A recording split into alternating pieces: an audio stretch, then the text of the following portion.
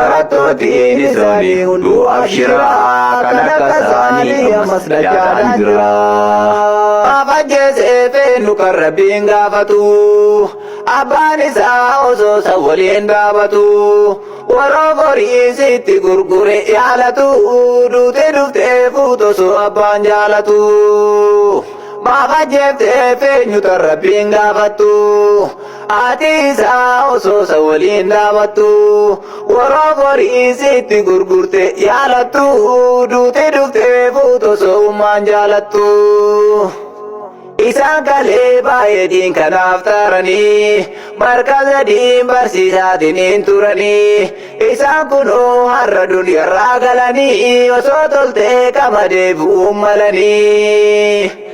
Warri isaatii barattoonni isaas abshiru hojii Rabbiirra silaa komiin hin jiru jannata fiidhaa Rabbiin isaa faayiru. Markazni isaanii hundaaf amaanaa baraa nama hundaan bira dhaabbadhaa hadaraa. Imaamu Shaafii kolleejjiin isaanii dhaloota diinachirraan barsiifatanii. Imaamu Shaafiin guddaa sinuun du'ee Abdulaziizis karama isaanii bu'ee.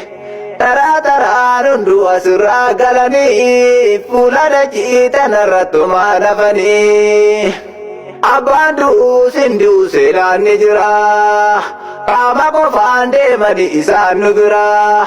Barattootiin isaanii hunduu abshiraa kan akka isaanii ammas dachaadhaan jira. Barattootiin isaanii hunduu